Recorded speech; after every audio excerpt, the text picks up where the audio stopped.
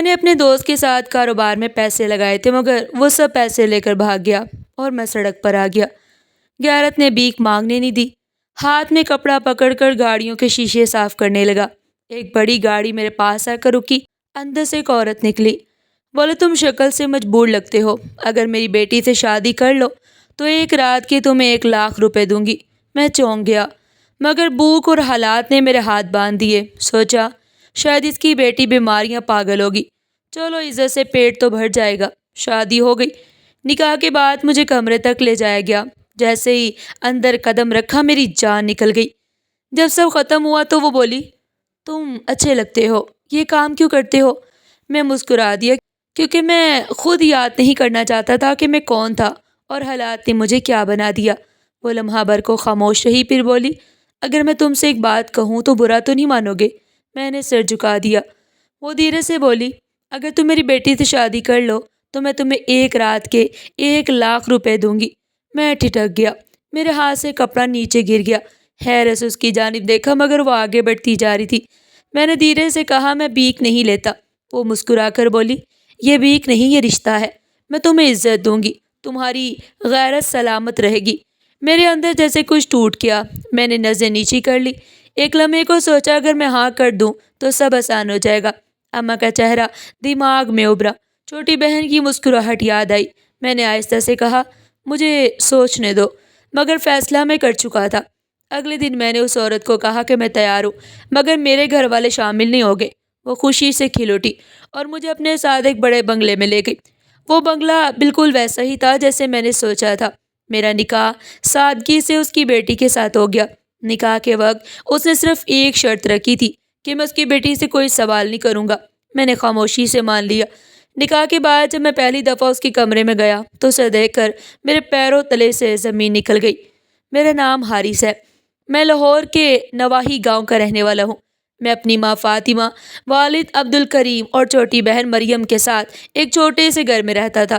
والد ایک سرکاری کالج میں کلرک تھے اور ماں ایک اسکول میں پڑھاتی تھی۔ ہمارا گھر تعلیم یافتہ ماحول والا تھا۔ والدین چاہتے تھے کہ ہم اچھی تعلیم حاصل کریں اور اپنے پیروں پر کھڑے ہوں۔ میری طبیعت سنجیدہ تھی جبکہ مریم شوق اور ہنس مکھ تھی، مگر پڑھائی میں اچھی تھی۔ والد ہمیشہ کہتے تھے کہ میں خاندان کا سہارا بنوں۔ میں بھی چاہتا تھا کہ محنت کر کے ان کا فخر بن سکوں۔ ہمارے علاقے میں تعلیمی سہولت کم تھی، اس لیے والد نے میرا داخلہ شہر کے ایک اچھے اسکول میں کروا دیا۔ اسکول دور تھا، اس لیے میں ہاسٹل میں رہنے لگا۔ میں نے میٹرک میں بہترین نمبر حاصل کیے، پھر والد سے کہا کہ میں مزید پڑھنا چاہتا ہوں۔ والد نے فوراً اجازت دے دی، مگر ماں راضی نہیں تھی۔ انہیں ڈر تھا کہ میں اکیلا شہر میں کیسے رہوں گا۔ میں نے ماں کو سمجھایا اور شہر چلا گیا۔ 1 سال گزرا تو والد کی طبیعت خراب رہنے لگی۔ ریٹائرمنٹ سے پہلے ہی انہیں نوکری چھوڑنی پڑی۔ میں نے پڑھائی کے ساتھ ایک اکیڈمی میں پڑھانا شروع کر دیا، مگر پھر اچانک والد کا انتقال ہو گیا۔ میرے لیے بہت بڑا صدمہ تھا۔ ماں نے خود کو سنبھالا تھا کہ ہم ٹوٹ نہ جائیں۔ میں نے سوچا کہ جلدی سے پڑھائی مکمل کر کے نوکری کروں تاکہ ماں کا سہارا بن سکوں۔ کچھ سال بعد میں نے ڈگری مکمل کی مگر نوکری نہ ملی، ہر جگہ سے انکار ہوتا رہا۔ ایک دن مریم کا فون آیا کہ ماں کی طبیعت بہت خراب ہے۔ میں فوراً گھر گیا۔ ڈاکٹر نے بتایا کہ ماں شدید ذہنی دباؤ اور کمزوری کا شکار ہے۔ میں نے فیصلہ کیا کہ اب کوئی بھی نوکری کروں گا تاکہ ماں کا علاج ہو سکے اور گھر کے حالات بہتر ہوں۔ کچھ ہفتوں بعد لاہور کی کمپنی میں مجھے اسسٹنٹ ڈائریکٹر کی نوکری مل گئی۔ تنخواہ اچھی تھی۔ میں نے ماں کو لاہور بلانے کی کوشش کی مگر وہ انکار کرتی رہیں۔ وہ اپنے گھر کو چھوڑنا نہیں چاہتی تھی۔ میں نے ان کے جذبات کا احترام کیا اور ہر ممکن کوشش کی کہ انہیں کسی چیز کی کمی نہ ہو۔ مریم نے وعدہ کیا کہ وہ پڑھائی جاری رکھے گی۔ میں چاہتا تھا کہ ماں نوکری چھوڑ دے مگر انہوں نے انکار کر دیا۔ میں روز ضد کرتا رہا مگر وہ نہیں مانی۔ تب میں نے سوچا کہ کوئی کاروبار شروع کرتا ہوں تاکہ ماں کو سکون ملے۔ میرے پاس اتنے پیسے نہیں تھے، اس لیے میں نے اپنے دوست سلیمان سے مشورہ کیا۔ اس کے گھر کے حالات بھی خراب تھے، وہ بڑی مشکل سے راضی ہوا۔ ہم دونوں نے اپنی جمع پونجی اکٹھی کی۔ میں نے موٹر سائیکل بیچی اور اس نے اپنے ماں کے کچھ زیورات بیچے۔ ہم نے ایک چھوٹا مچھلی فارم شروع کرنے کا فیصلہ کیا۔ نہ ہمیں تجربہ تھا نہ زیادہ سرمایہ، مگر ہمارے پاس نیت، محنت اور ایک دوسرے پر بھروسہ تھا۔ مجھے آج بھی یاد ہے، پہلا دن ہم نے کھلے میدان میں گزارا، اسی امید پر کہ ایک دن سب کچھ بہتر ہو جائے گا، لیکن پھر ایک دن سلیمان وہ سارا سرمایہ لے کر بھاگ گیا اور میں اکیلا رہ گیا۔ میری دنیا تو لٹ گئی اور یہیں سے میری کہانی کا وہ موڑ شروع ہوا جس نے میری پوری زندگی بدل کر رکھ دی۔ یہاں صرف ایک پرانا سا فارم بنا ہوا تھا۔ ہم دونوں نے کرائے پر اس میدان میں وہ سارا دن صرف صفائی میں گزار دیا کیونکہ جگہ بے حد خستہ حال تھی۔ وہاں ایک جڑ میں دبا ہوا پرانا سا ٹینک تھا جس میں کچھ مچھلیاں ہوا کرتی تھی۔ گرد آلود دیواریں، جگہ جگہ دراڑیں اور پانی کے نالوں میں جمع کچرا، یہی سب ہمارا پہلا سرمایہ تھا۔ شروع میں سلیمان اس کام کے لیے راضی نہیں تھا کیونکہ ہمیں اس کام کا کوئی تجربہ نہیں تھا اور اسے خدشہ تھا کہ منافع کے بجائے نقصان ہو سکتا ہے۔ مگر جب میں نے اسے سمجھایا کہ اگر نیت ٹھیک ہو تو قسمت بھی ساتھ دیتی ہے، تو آخر کار وہ بھی مان گیا کہ شاید ہم واقعی کچھ کر سکتے ہیں۔ ہم نے 3 دن میں پورے فارم کی صفائی مکمل کی، نالیاں کھودی، پرانا پانی نکالا اور نیا پائپ لگایا۔ میں دن میں مزدوروں کے ساتھ کام کرتا اور رات کو نوٹس پڑھتا کہ مچھلی پالنے کے اصول کیا ہوتے ہیں۔ سلیمان دوپہر کو اپنی ماں سے ملنے گھر جاتا اور شام تک واپس آ کر میرے ساتھ دوبارہ کام میں مصروف ہو جاتا۔ ہم نے جو کچھ اس گائیڈ میں پڑھا تھا اس پر عمل کرنا شروع کر دیا۔ شروع میں سلیمان بار بار منع کرتا کہ ہمیں اس کاروبار کا علم نہیں، اس لیے بہتر ہے کہ کوئی دوسرا کام کر لیں، مگر میں نے اس کا حوصلہ بڑھایا، اس کو ہمت دی۔ جب ہم اس فارم کی صفائی مکمل کرنے میں کامیاب ہو گئے تو ہم نے اس میں مچھلیاں ڈالنے کا فیصلہ کیا۔ گاؤں کے ایک پرانے مچھلی فروش نے ہمیں بتایا کہ شروع میں نقصان ہوگا، لیکن اگر ہم محنت اور دیانتداری سے کام کریں تو 6 مہینے میں نتیجہ ہمارے سامنے آ جائے گا۔ ان 6 مہینے میں ہم نے دن رات ایک کر دیا۔ جب کبھی سلیمان ہمت ہارنے لگتا تو میں اسے سمجھاتا کہ اگر قسمت میں کامیابی لکھی ہے تو دیکھنا، اگلے سال تک تم اپنی ماں کے لیے نیا گھر بھی بنا سکو گے۔ میری بات سن کر وہ مسکرا دیتا۔ میں اندر ہی اندر خود سے کہتا کہ ایسا ہی ہو، کیونکہ اگر ایسا نہ ہوا تو شاید میرے دوست کا مجھ پر اعتماد ختم ہو جائے۔ 4 مہینے گزر گئے تو فارم میں کچھ جان آنے لگی، لیکن اسی دوران ایک رات شدید بارش ہوئی۔ بارش کیا تھی؟ گویا آسمان ٹوٹ پڑا، نالیاں بند، پانی اوپر آنے لگا۔ جب میں صبح فارم پہنچا تو میرے قدم رک گئے۔ آدھے ٹینک کا پانی باہی بہ چکا تھا اور درجنوں مچھلیاں کیچڑ میں تڑپ رہی تھی۔ سلیمان مجھ سے پہلے وہاں پہنچ چکا تھا۔ وہ ننگے پاؤں پانی میں اترا ہوا مچھلیاں اٹھا اٹھا کر واپس ڈال رہا تھا۔ میں بھی گھبرا کر آگے بڑھا اور اسے حوصلہ دیا کہ ہم ہار نہیں مانیں گے۔ ہم دونوں نے سارا دن وہ مچھلیاں بچانے میں لگا دیا، مگر پھر بھی آدھی مچھلیاں مر گئی اور آدھی ہی بچ سکی۔ ہمیں کاروبار شروع ہونے سے پہلے ہی کافی نقصان ہو گیا، لیکن میرا حوصلہ پھر بھی نہ ڈگمگایا۔ حالانکہ سلیمان تھکنے لگا تھا۔ اسی شام میں نے یہ بھی دیکھا کہ سلیمان کی بوڑھی ماں دروازے پر بیٹھی رو رہی تھی۔ جب میں چپ چاپ ان کے پاس گیا تو انہوں نے آہستہ سے کہا، بیٹا، سلیمان نے اپنا سب کچھ اس کام میں لگا دیا۔ میری دعا ہے کہ تم لوگ کامیاب ہو جاؤ، اللہ تم دونوں کی مدد کرے۔ اس دن کے بعد میں نے سلیمان کو کبھی کمزور پڑتے نہیں دیکھا۔ اس نے جس طرح مجھ پر بھروسہ کر کے اپنا سب کچھ داؤ پر لگایا تھا وہ میرے لیے حیرت کی بات تھی۔ شروع میں ہی ہمیں بہت مشکلات کا سامنا کرنا پڑا۔ پہلے 4 مہینے میں جو سرمایہ لگایا تھا وہ تقریباً ڈوب گیا۔ مارکیٹ سے سامان بھی مہنگا ملتا اور خریدار بنانا بھی آسان نہیں تھا۔ ہمارا کاروبار ایک عام سا فارمولا تھا جو ہم نے مقامی مچھلی فروش سے سیکھا تھا، مگر ہم نے اس میں اپنی محنت اور اخلاص شامل کر دیا۔ سلیمان کی محنت بے مثال تھی، وہ مجھ سے زیادہ کام کرتا تھا۔ میں کئی دفعہ اسے کہتا، یار تھوڑا آرام کر لیا کر، تو یہ انسان ہے، مگر وہ ہنستا اور کہتا، جب تک یہ کاروبار اپنے پاؤں پر نہیں کھڑا ہو جاتا آرام تو مجھ پر حرام ہے۔ ہم دونوں نے اپنی نیند تک قربان کر دی۔ ہماری آنکھوں میں صرف ایک خواب تھا، کامیابی کا۔ پہلی بار جب ہمیں منافع ہوا تو وہ دن ہماری زندگی کا سب سے خوشی بھرا دن تھا۔ وقت گزرتا گیا اور ہمارا کاروبار بڑھنے لگا۔ ہم نے ایک ورکر بھی رکھا، پھر آہستہ آہستہ علاقے میں ہماری پہچان بننے لگی۔ میں جانتا تھا کہ سب کچھ سلیمان کی محنت کا نتیجہ ہے۔ جب کبھی میں تھک جاتا تو وہ میرا حوصلہ بڑھاتا اور جب وہ مایوس ہوتا تو میں اسے سمجھاتا۔ پھر ایک دن ایسا آیا جب ایک بڑی کمپنی نے ہمیں بڑا آرڈر دیا۔ وہ پورے جنوبی پنجاب میں مچھلی سپلائی کرنا چاہتے تھے۔ ہمارے لیے بہت بڑا موقع تھا، مگر اس کے لیے سرمایہ درکار تھا۔ ہم نے پھر سے سب کچھ اپنا داؤ پر لگا دیا۔ 1 سال گزرا۔ جب ہم نے حساب لگایا تو یقین آیا کہ ہم نے اپنی ساری سرمایہ کاری کا 3 گنا منافع کمایا ہے۔ اسی دن ہم نے فیصلہ کیا کہ اب کاروبار کو مزید بڑھائیں گے۔ ہم نے گاؤں کے باہر سے زمین کرائے پر لی تاکہ وہاں پر 4 نئے ٹینک بنائیں۔ سلیمان نے مارکیٹ سنبھالی اور میں اکاؤنٹس دیکھنے لگا۔ ہم نے مچھلیوں کے ساتھ ساتھ ایک پروسیسنگ یونٹ کا بھی منصوبہ بنایا تاکہ ہوٹلوں اور ریسٹورنٹس کو تیار شدہ مچھلی سپلائی کر سکے۔ اس لمحے ہماری زندگی جیسے نئی روشنیوں سے بھر گئی تھی۔ سلیمان کی ماں بہت خوش تھی، انہی کی دعائیں تو ہمیں کامیابی کی طرف لے جا رہی تھی۔ اگلے آرڈر سے پہلے میں نے اپنے حصے کی رقم مشینوں میں لگا دی، کیونکہ مجھے احساس تھا کہ اس سے پہلے سلیمان نے اپنی ساری جمع پونجی اس کاروبار میں لگا دی تھی۔ میں نے بھی اپنا سارا حصہ لگا دیا تاکہ پہلے سے زیادہ منافع ہو۔ میں کئی بار سوچتا کہ میں ایک غریب لڑکا تھا جو کبھی مزدوری کرتا تھا، اور آج میں اور میرا وہ دوست جس کے حالات مجھ سے بھی برے تھے اپنا کاروبار چلا رہے تھے۔ بعد میں شپمنٹ کے لیے مزید سرمایہ لگانا پڑا، میں نے اپنی آخری جمع پونجی لگا دی، یہاں تک کہ اپنی ماں فاطمہ کے وہ زیورات بھی بیچ دیے جنہوں نے میری شادی کے لیے رکھے تھے۔ میں نے انہیں یقین دلایا کہ میں انہیں واپس خرید لوں گا۔ فاطمہ نے خوشی سے وہ سب دے دیے، مگر حالات آہستہ آہستہ بگڑنے لگے۔ بجلی کے بل بڑھ گئے، خوراک مہنگی ہو گئی اور ہمارے اخراجات بڑھ گئے۔ سلمان کبھی دو دن تک سوئے بغیر کام کرتا۔ پھر ایک دن وہ کمپنی کا نمائندہ آیا جس کے ساتھ ہمارا بڑا معاہدہ ہوا تھا۔ اس نے بتایا کہ اگلے مہینے دبئی کی مارکیٹ کے لیے ایک بڑی ڈیل آنے والی ہے۔ ہم خوشی سے پھولے نہیں سما رہے تھے۔ ہم نے تیاری شروع کر دی، مچھلیوں کو زیادہ خوراک دی، نئی مشینیں لگائی۔ اس وقت مجھے لگتا تھا کہ اب ہمارا نام بین الاقوامی سطح پر ہو جائے گا۔ جب ہماری ڈیل مکمل ہوئی اور ہم نے مچھلیاں بیچ دی تو ادائیگی کا وقت آیا، مگر اسی دوران میری ماں کی طبیعت بہت خراب ہو گئی۔ میں انہیں ہسپتال لے گیا اور ساری ذمہ داری سلمان کو دے دی۔ دبئی سے رقم ٹرانسفر نہیں ہوئی۔ میں نے کہا کوئی بات نہیں، کچھ دنوں میں آ جائے گی۔ بہت بڑی رقم تھی، اس لیے ہو سکتا ہے کچھ وقت لگ جائے۔ مگر پھر ایک مہینہ گزرا، پھر دوسرا، مگر پیسے نہ آئے۔ سلیمان روز کہتا یار یہ لوگ ہمیں ٹرکھا رہے ہیں، اور میں اسے تسلی دیتا کہ نہیں، انہوں نے وعدہ کیا ہے، وہ ہمیں دھوکہ نہیں دے سکتے۔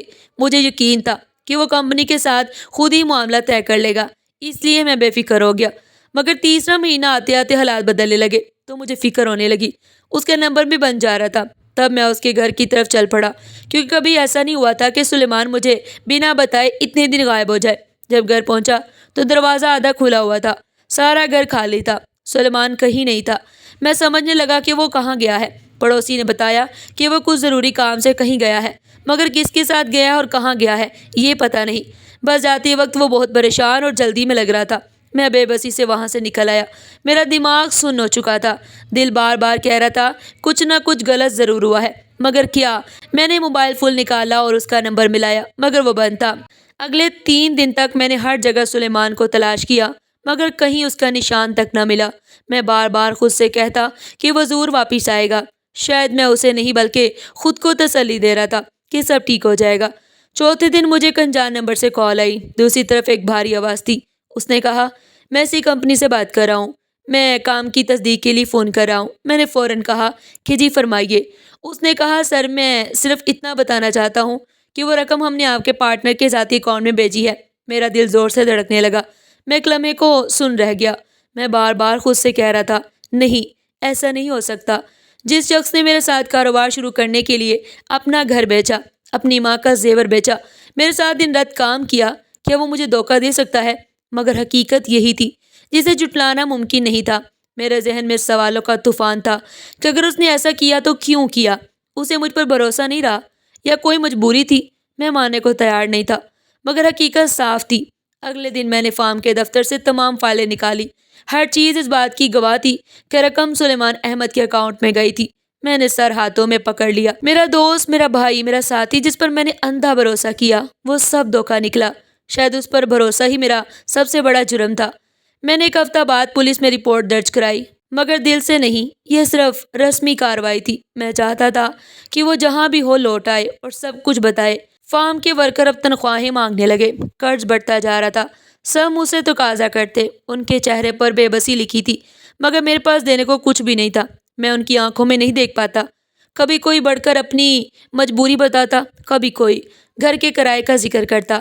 میں ہر بار کہتا 2 دن بعد، بس 2 دن اور رقم آ جائے گی، مگر وہ 2 دن ہفتوں میں بدل گئے۔ سپلائرز فون کرتے، مگر حقیقت یہی تھی کہ حالات اب میری مٹھی سے ریت کی طرح پھسل چکے تھے۔ میری ماں ابھی بیمار تھی، مریم جوان ہو گئی تھی اور اس کی شادی کی فکر الگ تھی۔ میں ان سب پریشانیوں میں گرتا جا رہا تھا، اس لیے میں نے اماں سے حقیقت چھپا لی۔ وہ شام کو پوچھتی کہ سلمان نہیں آتا آج کل؟ تو میں مسکرا کر کہتا کہ کام ذرا بڑھ گیا ہے، شہر گیا ہے۔ جھوٹ بولنا میری عادت بن گیا، مگر سکون غائب تھا۔ پھر ایک دن میری ماں کی دوا بھی ختم ہو گئی۔ میرے پاس اتنے پیسے بھی نہیں تھے کہ دوا خرید سکتا۔ جب اماں کی کھانسی نہ رکی تو میں نے فیصلہ کیا کہ مجھے کیا کرنا ہے۔ میں نے پراپرٹی ڈیلر کو فون کیا اور گھر بیچنے کا ارادہ کیا۔ میں نے خود اسے گھر دکھایا۔ ہر کمرہ، ہر دیوار، ہر کھڑکی میری یادوں سے بھری تھی۔ یہی وہ گھر تھا جہاں میری ماں کی دعائیں گونجتی تھی۔ مگر جب اس نے مجھے گھر کی قیمت بتائی تو دل پر چھری چل گئی۔ مجھے پتا تھا کہ قیمت بہت کم تھی، مگر مجبوری ہر دلیل سے بڑی ہوتی ہے۔ میں نے کاغذات پر دستخط کیے، قلم چلا اور ساتھ ہی میرے اندر کچھ مر گیا۔ گھر بیچنے کے بعد میں نے اماں کو بتایا کہ ہم بڑے گھر میں جا رہے ہیں، یہاں کا ماحول کچھ ٹھیک نہیں۔ وہ مسکرا دی اور میں اندر ہی اندر ٹوٹ گیا۔ ہم ایک چھوٹے سے کرائے کے مکان میں شفٹ ہو گئے۔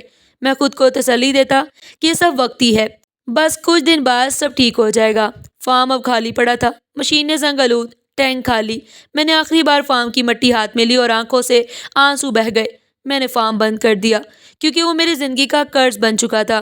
جب آخری ورکر بھی چلا گیا تو میں نے دفتر کا دروازہ بند کر دیا، چابی جیب میں رکھی، مگر دروازے پر ہاتھ رکھتے ہی آنسو جاری ہو گئے۔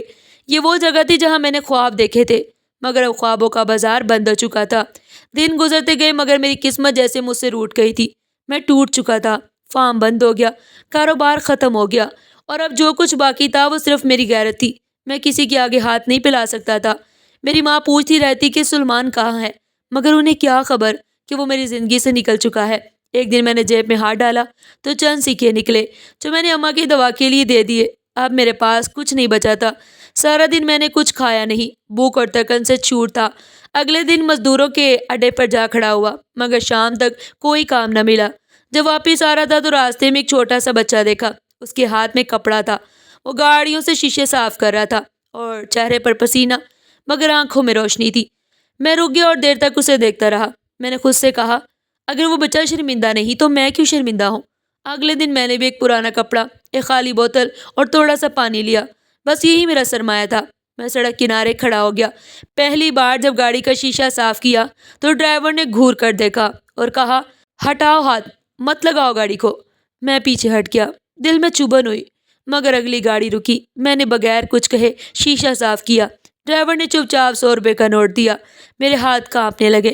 میں نے آسمان کی جانب دیکھا اور شکر ادا کیا۔ اس دن کے آخر میں میرے پاس 1000 روپے تھے اور مجھے لگا جیسے میں نے کوئی خزانہ پا لیا۔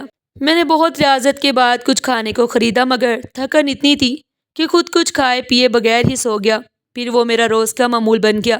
میں صبح سویرے آنکھوں میں آنسو لیے گھر سے نکل جاتا، لوگوں کی طرح طرح کی باتیں، تانے اور نظریں برداشت کرتا، مگر پھر بھی کچھ پیسے ہاتھ آنے لگے۔ میرے لیے اس وقت وہ پیسے ہی میری دولت بن گئے۔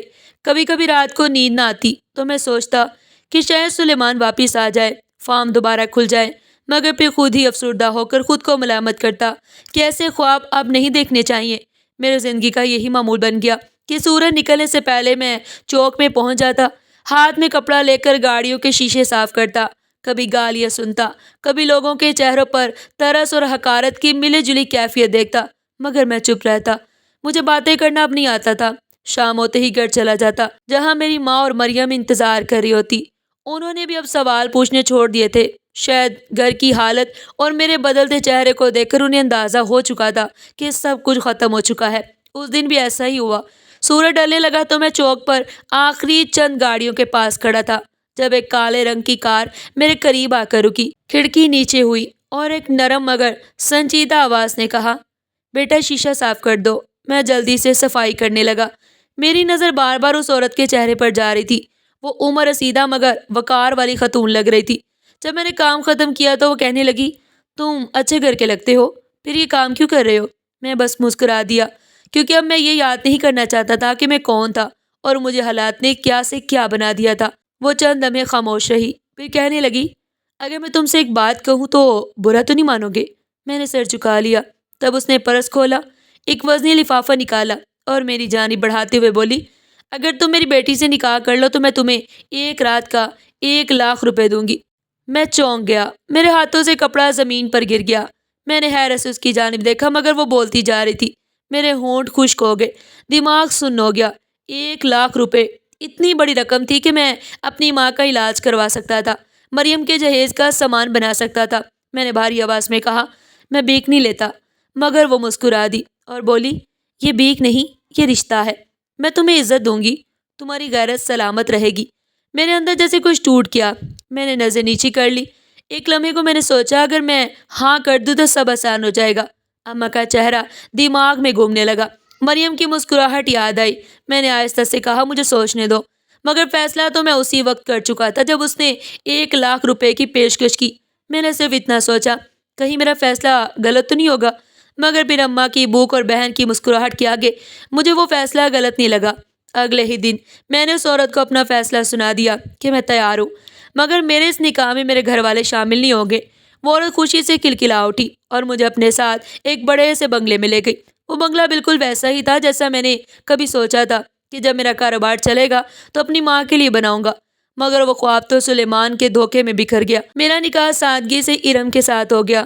مجھے بس ایک بات کی جلدی تھی کہ جان سکوں کہ آخر اس لڑکی کی ایسی کیا مجبوری تھی جو اس کی ماں نے ایک اجنبی سے نکاح کروا دیا اور اتنی بڑی رقم بھی دینے کو تیار تھی۔ مجھے لگا شاید وہ کوئی معذور لڑکی ہے جس کی ماں حالات سے تنگ آ کر اس کا بوجھ اتارنا چاہتی ہے، لیکن جب میں اس کے کمرے میں گیا تو حیران رہ گیا۔ وہ لڑکی سفید دوپٹے میں ملبوس، کمزور سی، ڈری ہوئی اپنے پیٹ پر ہاتھ رکھے بیٹھی تھی۔ اس کے چہرے پر سکون مگر آنکھوں میں تھکن تھی۔ میرے قدم جیسے زمین سے جڑ گئے، دماغ سن ہو گیا، کیونکہ وہ وجہ میرے سامنے تھی جس کی وجہ سے اس کی ماں نے یہ نکاح کیا تھا۔ میں نے لرزتی آواز میں پوچھا، تم تو حاملہ ہو؟ وہ خاموشی سے بولی، ہاں، میں ماں بننے والی ہوں۔ میرے دل میں کسی نے چاقو گھونپ دیا۔ میں نے دھیرے سے کہا، تو پھر تمہاری ماں نے مجھ سے نکاح کیوں کروایا؟ اس نے نظریں اٹھائیں اور آہستہ سے بولی، کچھ عرصہ پہلے ہمارے گھر میں ڈاکو آئے تھے۔ انہوں نے ہمارا سارا قیمتی سامان لوٹ لیا، مگر جب ان کا دل نہ بھرا تو انہوں نے میری عزت بھی لوٹ لی۔ وقت گزرا تو ہمیں احساس ہوا کہ اس ڈکیتی میں ہمارا کیا کچھ لٹ گیا، مگر ہم کسی کو یقین نہیں دلا سکتے تھے، کیونکہ جو ہوا اس میں ہمارا یہ قصور تھا کہ ہم نے ٹھیک وقت پر کسی کو کچھ نہیں بتایا، بلکہ سب چھپا لیا۔ جب اماں نے یہ بات ایک معتبر رشتہ دار کو بتائی تو انہوں نے بھی کوئی مدد نہ کی، کوئی بھی مجھ سے نکاح کرنے کے لیے تیار نہ ہوا۔ اس وقت تک اتنی دیر ہو چکی تھی کہ میں اس بچے کو ضائع بھی نہیں کر سکتی تھی۔ تب اماں کسی ایسے شخص کی تلاش میں نکل پڑی جو مجھے اور میرے ہونے والے بچے کو عزت سے اپنا لے۔ اماں کہتی تھی کہ تم جیسے غریب مگر شریف لوگ ہی اصل دولت مند ہوتے ہو، جو مجبور تو ہوتے ہیں مگر غیرت نہیں بیچتے۔ میرے آنسو خود بہہ نکلے۔ میں نے سوچا تھا کہ میں ایک سودا کرنے جا رہا ہوں، مگر دراصل میں کسی کی عزت بچانے جا رہا تھا۔ میں حیرت سے سوچنے لگا کہ دنیا آخر کتنی عجیب ہے۔ کچھ لوگ محبت کے باوجود ایک نہیں ہو پاتے، اور کچھ اجنبی ایک فیصلہ لے کر ایک دوسرے کی زندگی بدل دیتے ہیں۔ میں نے سمجھا تھا کہ میری زندگی دکھوں سے بھری ہے، مگر وہ لڑکی جو میرے سامنے بیٹھی تھی وہ درد کے طوفان سے گزر چکی تھی۔ اس کے چہرے پر ایسا درد تھا جیسے اس نے عمر کے سارے آنسو ایک لمحے میں رو دیے ہوں۔ میں نے اسے دلاسا دینے کی کوشش کی، مگر وہ بس اتنا بولی، میری زندگی میں جو کچھ ہوا وہ میری مرضی سے نہیں تھا۔ اماں چاہتی ہیں کہ یہ راز ہمیشہ دفن رہے، اس لیے کل صبح تم آزاد ہو جاؤ گے۔ میں نے فیصلہ کر لیا تھا کہ اب میں ارم کو اس مشکل میں اکیلا نہیں چھوڑ سکتا، بلکہ میں اسے اس کے ہونے والے بچے سمیت قبول کرنے جا رہا تھا۔ میری بات سن کر اس کے چہرے پر ایک عجیب سا نور پھیل گیا۔ اس کے چہرے پر پہلی دفعہ سکون نظر آیا کہ اب اس کا بچہ دنیا میں کسی نام کے سائے میں آئے گا۔ اس کی ماں ماہین نے مجھے 1 لاکھ روپے دینے چاہے اور کہا یہ وعدے کے مطابق رقم ہے، مگر میں نے وہ لفافہ لینے سے انکار کر دیا۔ وہ کوئی دیر خاموش رہی، پھر کہنے لگی، تم جیسے لوگ اب شاید اس دنیا میں کم رہ گئے ہیں، لیکن تم نے میری سوچ کو غلط ثابت کر دیا۔ ماہین ایک کامیاب کاروباری خاتون تھی، مگر میں اس سے پہلے کبھی نہیں ملا۔ جب اس نے میری نیک نیتی دیکھی تو اس نے مجھے اپنے ساتھ بزنس میں شامل کرنا چاہا، کیونکہ وہ جان چکی تھی کہ میں اس کے پیسے قبول نہیں کروں گا۔ جب میں نے ارم کی کہانی سنی تھی تو میرا دل اس بات پر راضی ہی نہیں ہوا تھا کہ میں کسی کی مجبوری کو پیسوں کے بدلے قبول کروں، اسی میں نے رقم لینے سے منع کر دیا۔ مگر جب اس نے مجھے اپنے ساتھ کاروبار میں شامل ہونے کی پیشکش کی تو میں اس سے انکار نہ کر سکا، بلکہ مجھے وہ عورت اس وقت ایک فرشتہ لگی جو مشکل وقت میں میری مدد کے لیے آئی تھی۔ میں نے اماں کو ساری بات بتائی کہ میں ایک مجبور لڑکی سے نکاح کر چکا ہوں، کیونکہ وہ معاشرے میں رسوائی نہیں چاہتی تھی، اور پھر میں نے اماں کو سلیمان کے بارے میں بھی سب کچھ بتا دیا کہ کس طرح وہ منافع ملنے پر سارا پیسہ لے کر فرار ہو گیا، اور اس وقت سے میں مقروض ہو گیا اور کس مشکل سے گھر کا خرچ پورا کر رہا تھا۔ اماں کوئی دیر خاموش رہیں۔ میں نے ان کی آنکھوں میں دیکھا، وہاں آنسو تھے، مگر ان آنسوؤں میں دکھ نہیں بلکہ سکون تھا۔ انہوں نے اپنی جھریوں بھری ہتھیلی میرے سر پر رکھی اور دعا دی کہ بیٹا جو فیصلہ دل سے کیا جائے اللہ اس میں برکت ڈال دیتا ہے۔ تم نے کسی مجبور عورت کے ساتھ نیکی کی، کسی کی عزت بچائی، اللہ تمہیں اس کا صلہ ضرور دے گا۔ میں اماں کے قدموں میں بیٹھ کے اور کہا، اماں میں نے کچھ نہیں کیا، بس موقع ملنے پر اپنا ضمیر جگائے رکھا۔ وہ مسکرا دی اور بولی، بیٹا یہی تو سب سے بڑا امتحان ہوتا ہے، جب آدمی کے سامنے دولت، طاقت یا آسان راستہ رکھا جائے اور وہ پھر بھی سیدھے راستے پر قائم رہے۔ جب میں نے مہین کے ساتھ کاروبار شروع کیا تو میرے گھر کے حالات چند ہفتوں میں بدلنے لگے۔ میں نے اپنا وہ فارم بھی دوبارہ کھول لیا جو میرے عروج کی وجہ بھی تھا اور زوال کی بنیاد بھی، مگر میں اسے چھوڑ نہیں سکتا تھا کیونکہ اس زمین میں میرے خواب دفن تھے جنہیں میں نے حقیقت میں بدلنا چاہتا تھا۔ سب لوگ جانتے تھے کہ میں نے وہ فارم کتنی محنت سے چلایا تھا، اسے وہی پرانے ڈیلر دوبارہ میرے پاس آنے لگے۔ تبھی سلیمان کو بھی شاید خبر مل گئی کہ فارم میں ایک بار پھر سے شروع کر چکا ہوں۔ ایک دن وہ میرے پاس آیا تو میں نے اسے دیکھ کر غصہ نہیں کیا، بلکہ یوں انجان بن گیا جیسے میرا اسے کوئی واسطہ ہی نہیں رہا۔ وہ مجھ سے معافی مانگنے لگا کیونکہ جو پیسے وہ لے کر بھاگا تھا وہ کب تک چل سکتے تھے۔ جب وہ ختم ہو گئے تو اس میں اتنی ہمت نہ رہی کہ وہ دوبارہ میرا سامنا کر پاتا۔ اس کے حالات بدتر ہو گئے، یہاں تک کہ جب اس کی ماں بیمار ہوئی تو اس کے پاس علاج کے لیے بھی پیسے نہیں تھے اور وہ دنیا سے چلی گئی۔